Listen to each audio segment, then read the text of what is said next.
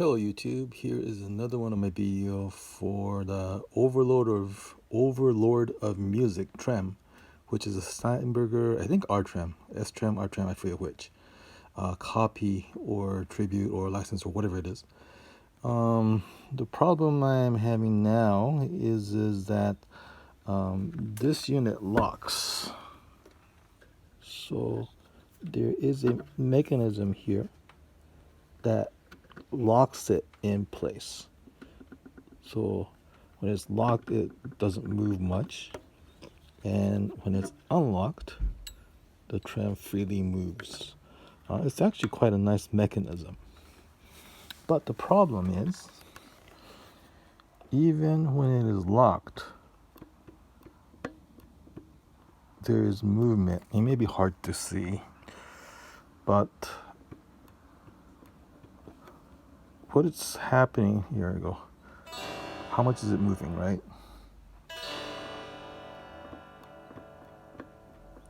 So you can see it. And what's moving is this part, the lock mechanism part. You could see that it's moving up and down, right? There's a little bit of a clearance problem between this opening here. This kind of locks into a little sort of screw head. There's a little bit of play there, but I don't think that's a big deal because if I hold this thing down when I move it, it doesn't move much. So anyways, so watch the lever again. And you can see that the whole lever is moving with the trim unit, although it's kind of hard to keep it. So I'm going to see if I could improve that. And the other problem I'm having is when I'm playing, this thing rattles in certain frequencies. Okay, so this is what I'm chasing now. So this is the tram unit. Let's see, up here. Here's a knife edge on here and here. So the trim unit kind of sits on here and then it moves up and down this way. And this is the locking mechanism. So unlocked, it is down like this. When it's locked, there's a stopper here and it stops out against this. And then this groove here, which I hope you could see. This groove here catches onto a plate on the underside of the trim and locks the trim, right? But the problem is this thing moves around. Of course it rotates and that's not a problem, but it moves in this direction, not by that much.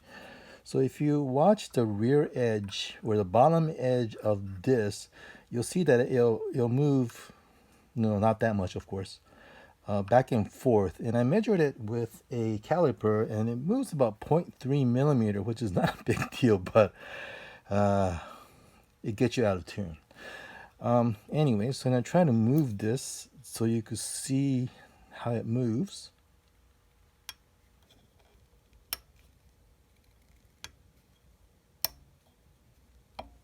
So you can see so every time you hear that click, it's bottoming out one way or another. It's bottomed out towards the bottom now.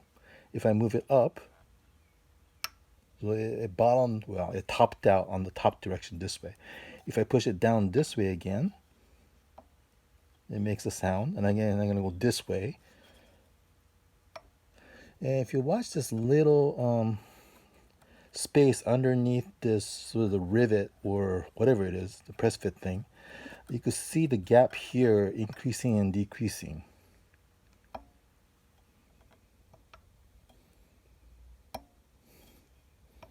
So that's about 0.3 millimeters of a movement. So like the lead of a mechanical pencil.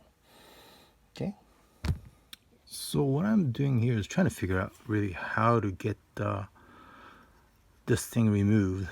This piece is press fit. As you can see, it goes into this is probably steel, a block of steel. It's not screwed in or anything.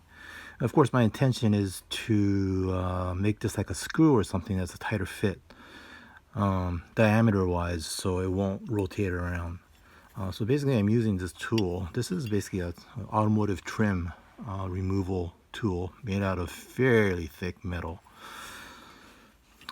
Custom made, that is. and yeah, trying to get in underneath on the both sides of this press fit pin, so I could pull it out and hopefully pull it out straight.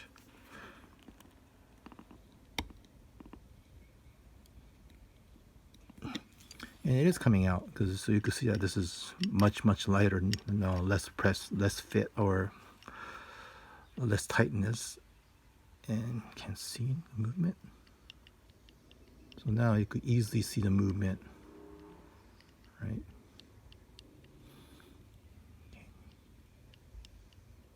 Of the plate. That is what I'm trying to get rid of. I may destroy this in this process, but well, as it is, the lock is not very practical for me. So if I break it, I break it. So I'm coming to the last bit here of pulling it out, and I can get this thing in here. Yep, it came out.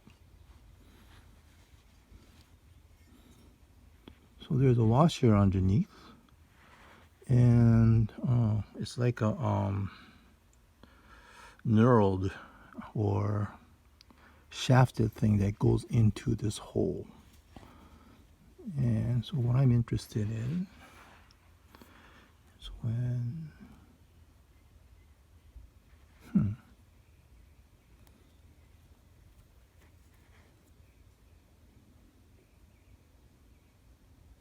I see. So the knurl part is actually a pretty nice fit. The knurl part is, so the knurl part of the screw, I don't know if you can see it. Let's see. So this is a smooth, this is a smooth shaft from here to here, and there's a knurl, and then again it gets smooth. So this knurl part, or whatever it's called, is digging into the middle part of this thing. And when I put it on that knurl part, it's actually a pretty tight fit. But if I go all the way in to the smooth shaft part, I'm not sure if I could show it, but that is kind of where it's loose. So I'm going to try to see if I could somehow better make this thing a little bit tighter. So initially I thought I was going to find a better fitting screw and use my tapping screw to tap a hole into the side of that thing with a larger diameter machine screw, so it'll fit better, but thinking that's a little bit too much work. So what I've done is basically duct taped. So this is the aluminum kind sealing tape used by HVAC workers to seal the ducts. So basically I cut a very thin strip, and what I'm going to do is I'm going to wrap this around this part in order to increase the diameter of this thing. I don't know that I'm going to be able to show that to you, but I'll come back. So this ended up being a lot trickier than I thought. So basically I got one of these sort of a strip of aluminum tape wrapped around the very base of this shaft right here. Had to try a few times, and basically it's like one wrap. Just one wrap of aluminum tape is about what you need. And now I'm struggling to get this thing on. Kind of twisting it as I go in. Hopefully the aluminum tape won't come undone.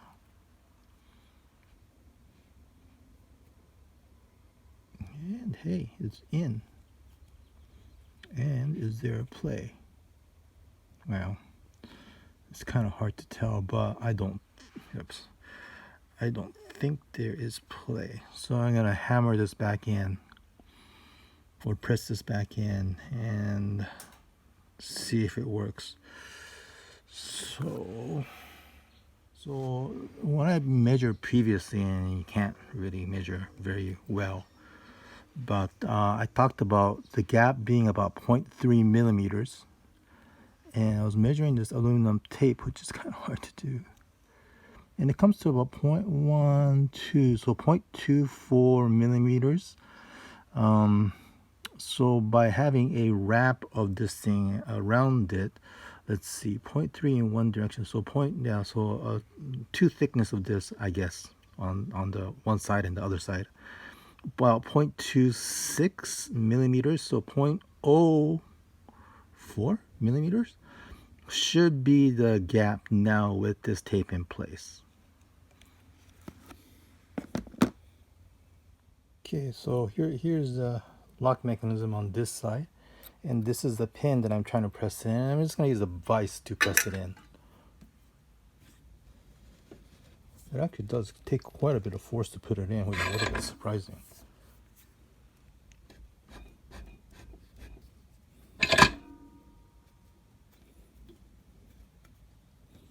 I'm kind of monitoring this thing as I go in to make sure that it's not too tight.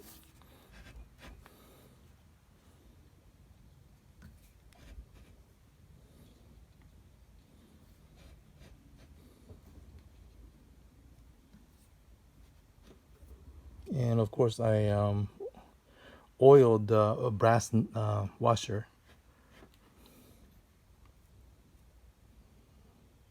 It's getting a little stiff.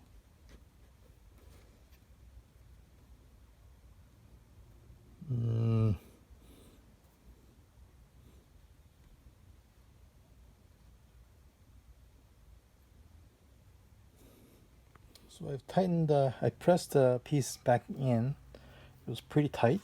I kind of over tightened it to get get all the looseness out of this thing. But as it stands right now, there isn't any movement. So would it last? I don't know. But it looks like I was able to get the play out that I wanted to, so I'll just put it back in the guitar and see what it's like. So here we go. Let's see.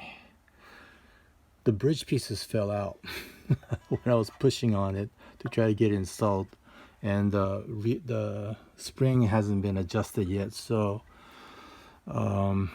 anyways, so if I push down on it, it goes about 2 cents, but it's a lot better than what it used to do. So I guess I'm happy with it for right now.